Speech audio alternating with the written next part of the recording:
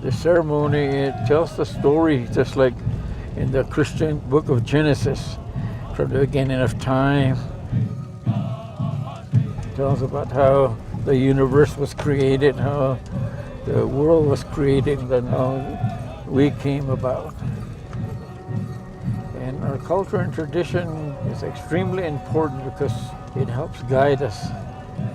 My granddaughter that's having her ceremony, she's really into our tribal ways. It'll keep her strong the rest of her life. And not only that, but it'll keep the tribe strong.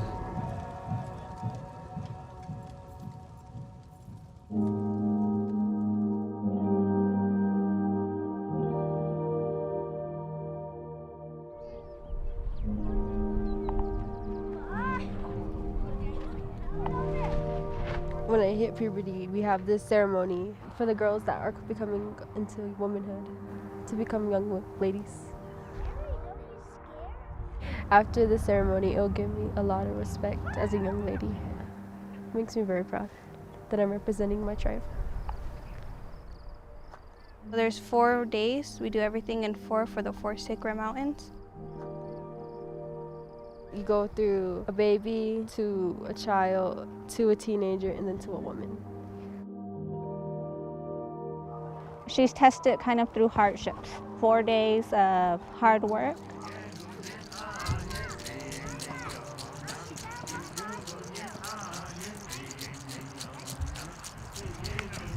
You try to keep as traditional as you can. And you live in a tipi for the 12 days, the 4 days before, the 4 main days, and the 4 days after. Every night you dance, and the 4th night you dance all night. And then while they're dancing outside, you dance in your big tipi, in your home. Your medicine man, after he's done eating with you, he gives you an Apache name. Mine was Itza and Sehunti, and it's the lady who you first see. These traditions, they amaze me a lot. Like, I learn new things from my grandpa, and the ladies around here, they like it when young women have their feast.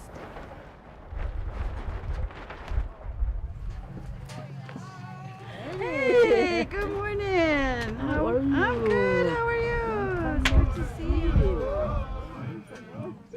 It took me about 3 years to prepare for the ceremony, and I'm still preparing. You think you have all of it, but you don't. It's a lot to do. Getting the Indian food, buying gifts to pay the people that help, the material. So far I spent like $10,000, but I would do it again to keep the tradition going.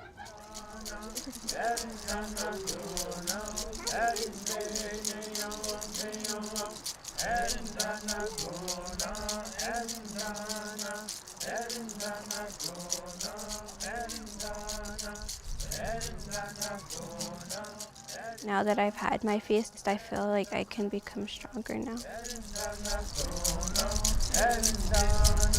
You just felt different while you were doing it. Like, it felt like you were living a long time ago. And you didn't have to worry about all this stuff that's happening in the world right now.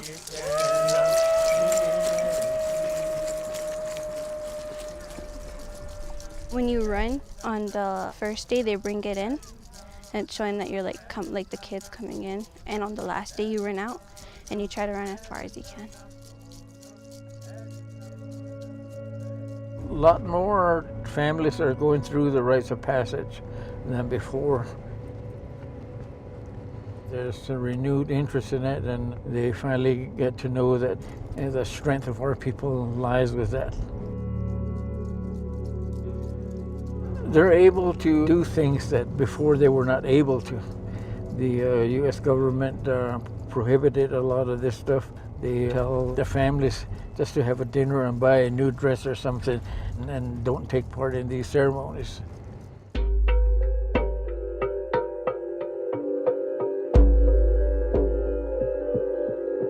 They're taught to hate themselves. In the schools, they would not allow you to speak in Apache and deal with these things in Apache, and the churches too. They turn us against one another. Our own tribal members, they say that our ways are wicked. It's worshiping the devil, and they don't realize what's happening to them.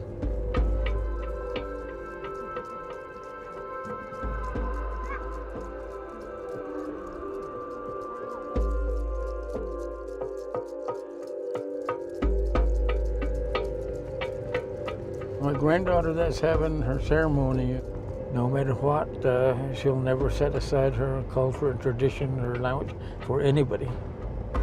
She's a direct descendant of my grandpa, Geronimo. He had some spiritual powers and he was able to deal with a lot of hardships. Not only is he an icon for the entire native tribes, but also for us Apache.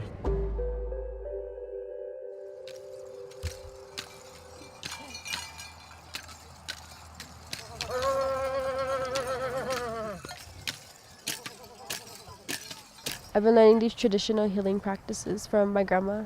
She's been teaching me a lot about these. She's been teaching me how to use the plants, where they come from, how they work. Well, the women are noticed as healers because the men, they used to go off to war, and once they come back, some of them would be sick. So the women would have to gather these plants for them to help heal them, so they'll be ready for the next war. And then the dancers danced around me, and they blessed me.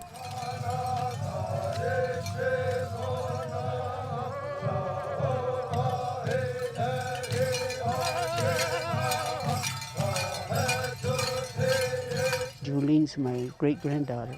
I'm showing her things like traditional foods and traditional ways, how to grow up and be a good lady later on.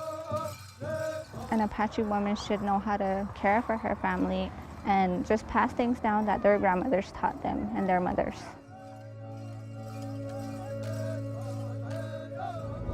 A lot of people don't understand some of the things that we do, like when our tribe gets together to eat, the men folks eat first because they have to be prepared at all times.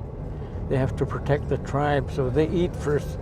And then some people don't understand that, and then they think that the woman has a lower status and lower position, but could not be further from the truth. Most sacred ones in our tribe are the women, so we have to protect them, take care of them. We have a few hardships within our tribe with the nuclear waste issues before. They tried to dump the nuclear waste on our land. We fought against it, and we fought against the mining of some of the rare minerals on our land, and now we're facing the refining companies that want to come in and pollute and destroy the atmosphere. So we face challenges every day, but with this rite of passage that my granddaughter's going through, it gives us the strength. When we sing and pray, it revives us and renews our strength. You can face any challenges, and I don't feel threatened.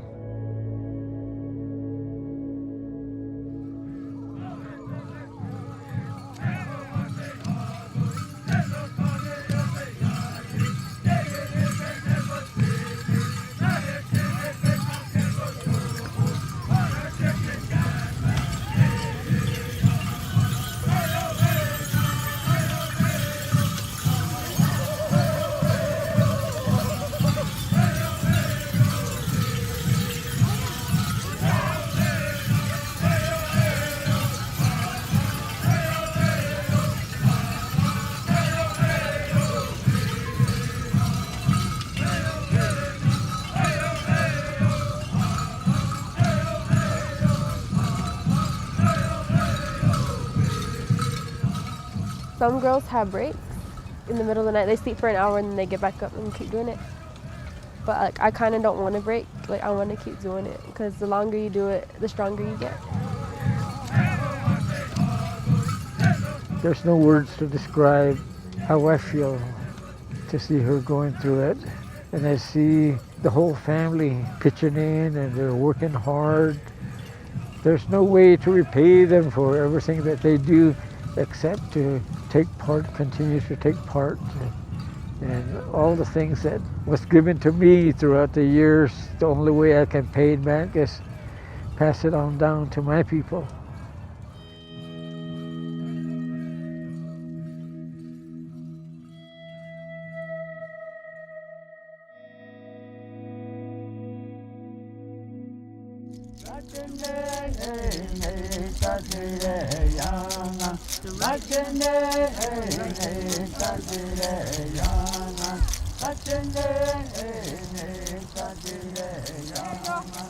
Rite!